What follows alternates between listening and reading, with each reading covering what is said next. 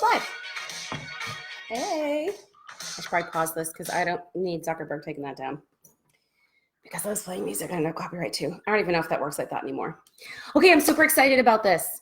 I didn't announce it very well, just maybe half an hour ago, but that's okay, even if you catch it on the replay.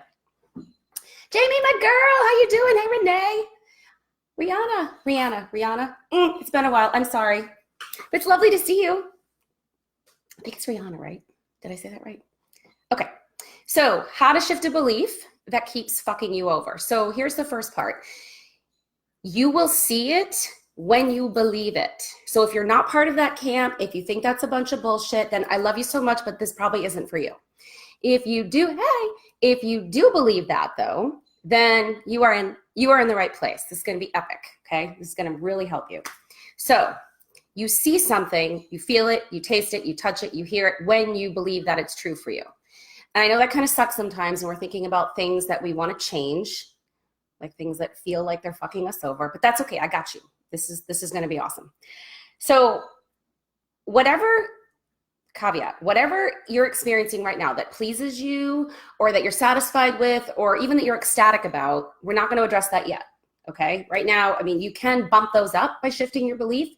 And I highly recommend that you do, because it's awesome to grow and to experience even more amazing things. But right now we're just going to talk about stuff that you want to change because you feel like it sucks right now. So a good example to start with is something that you don't have a lot of resistance around, like something that like kind of sucks, but isn't super heavy for you. So a good example would be like, I never get good parking spaces. I go to the grocery store, I go to Target, I go to the mall, I go, to the beach, wherever. And I never get good parking spaces. It just always sucks for me. A bad example to start with, just to give you a heads up, is something like my co-parent and I are at each other's throats all the time. We suck at co-parenting. You 100% can shift that belief. I've done it myself. And you'll know a little bit more about the backstory in a second about me and my ex, because I have a little tattoo story for you. But I 100% shifted that belief. But don't start there. You got to start with the easy stuff so you can get the hang of it, so you can get more confidence in doing this. So you're going to start with, I suck at getting parking spots, or all the parking spots I get suck. Okay, fine. What would you prefer? Well, I prefer rock star parking. That's what I prefer every time. So you think of the experience you want to change, you identify what you would prefer to experience, and then you create what I call thank you that statement. So you would say something like, thank you that every place I go, I get amazing rock star parking easily and quickly. Simple. And the reason why the thank you that works so well is something I go over in the Fierce as Fuck Academy trainings. So if you want to know more about that, definitely jump in. The link is here for you. But you can just start with that. Thank you that, and then what it is you'd prefer. And I always say kick it up a notch, right? Because what you ask for, you will get. So that's why I say, not just, thank you that I get good parking. No, thank you that I get rock star parking easily every time. I don't know, you could even kick in something else, like there's a Hawkeye waiting for me. I don't know, like whatever you think would be fun for you. Okay, and so the next step number 4, is to repeat. Hey Maria, how you doing? Keep repeating it over and over again. Journal it out every day. Type it on your phone. Make it a note in your phone. You should see the notes that I have. Matthew laughs at me all the time with all the alarms and notes that I have. Hey Susan, going off, but it freaking works. So I do it. I don't care if I look crazy. It freaking works. So you just repeat it. And then this is key. You have to start looking for evidence that it's already true. Even if it's seemingly insignificant, like it doesn't have to be the exact outcome. Like it doesn't have to be like elite rock star parking right away. It could just be like, you're usually way out back, like where like the grocery clerks have to park, but now you're halfway up. That's closer to rock star parking, right? So, hey Carrie, how you doing? So any evidence at all that it's true or that it's starting to become true, and make a note and say something to yourself like, of course, because I get rock star parking. Now, this has worked for me in I don't have the bandwidth to stay live to talk about all of the ways this has worked. But if you've followed me for a bit, you know how much my life has shifted. And it's 100% because of this. My clients have used this. It's really powerful stuff. It does require focus and consistency. and discipline and diligence. 100% does, but it works every single time. So steps 4 and 5, where you just keep the notes coming off on your phone and you keep repeating it to yourself and you keep looking for evidence, keep those on repeat all the time. And eventually that will just become your experience. And that's it. That's it. And once you do it with a few beliefs that are easy, like, there's rockstar parking, or, maybe you would just like to get some free coffee, once a week. Maybe that'd be nice if someone just dropped some free coffee on, well, not dropped it on you. That would not be good. Gave you free coffee. You could start with something like that, because it's not something that's super heavy to you. Like, you don't want to start with the stuff like, I easily have $1 million drop on my lap. Like, that's probably not going to work, right? There's a lot of other layers to that type of belief. But anyway, start with the small stuff, and then you can gradually start to build up. Okay, my tattoo story and how this relates. So I don't know if you can, I have to be careful. I don't want to flash. Okay, good. So it says dare to, and it goes this way, dare to love. And it looks like 2 wedding bands, right? Because it is. And so this is the story behind it. My ex-husband and I, my second ex-husband and I, had a horrific divorce battle. Epic. Like, I think it went down in the books here in New Hampshire. Like, it was pretty bad. Probably not as bad as some, but it was pretty bad. And if you've seen some of my posts, you kind of know how it started. So you can imagine it's not going to be real pretty, right?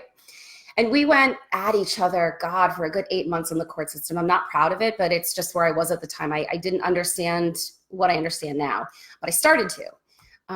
And I realized that I couldn't change him. I couldn't change how he would email me and how it felt threatening to me. I couldn't change the way that he was manipulating the court system, or so I thought, right? I couldn't change any of that, but all I could change was my reaction to him.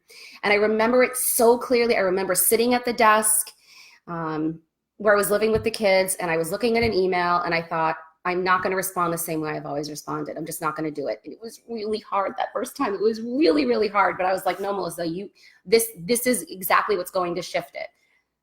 So I didn't respond the same way. And it took a lot out of me, right? But it felt so good after. It felt so good after I didn't respond in the same way. And then the next time it was easier to not respond in the same way. And so this just kept happening.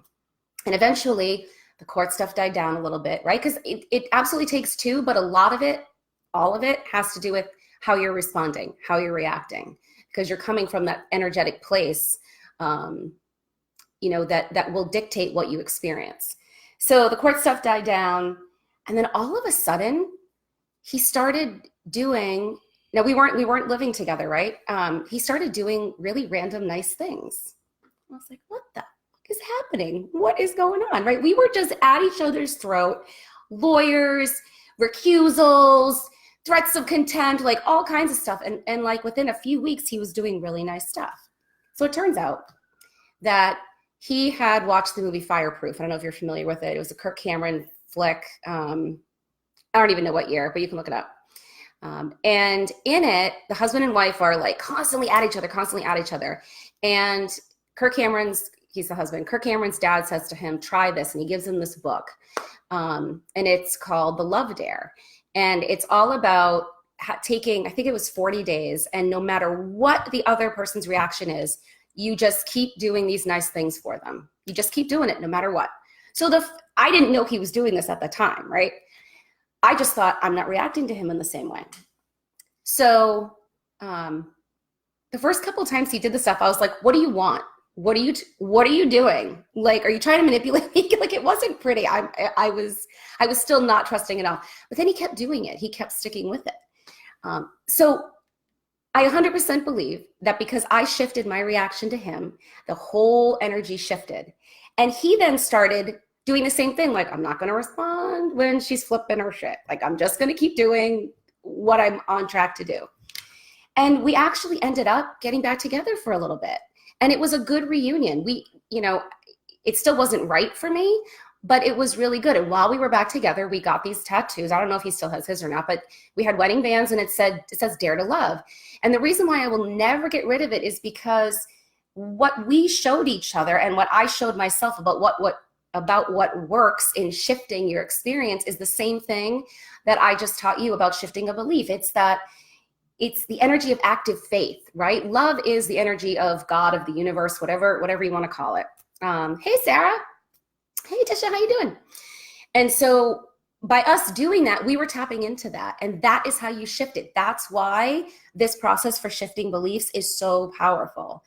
So yeah, give it a try. Message me, let me know how it works. I would love for you to try it with something easy. Like I have a client, I won't name her, but it's the best story still to date, and I have to share it. So she was super skeptical about this, like, really skeptical.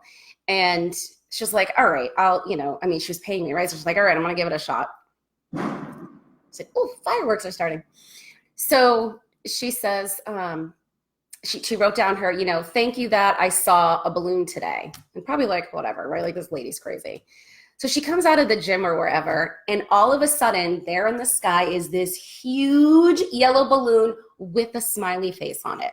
Like you can even be skeptical and the universe, God, whatever you call it, is going to be like, there you go. So this is just, it's such a powerful tool. And I really am so thankful that I figured it out and that I use it daily. Again, it can feel a little trickier on some of the stuff that feels heavy and harder to shift, and you got some momentum going, but it will eventually work if you keep it up. I mean, there's more to it, but that's the basics. So I hope this is helpful. Let me know when you try it. Just send me a message. I would love to hear about your experience, or if you have any questions, or anything that you want to know to add to it.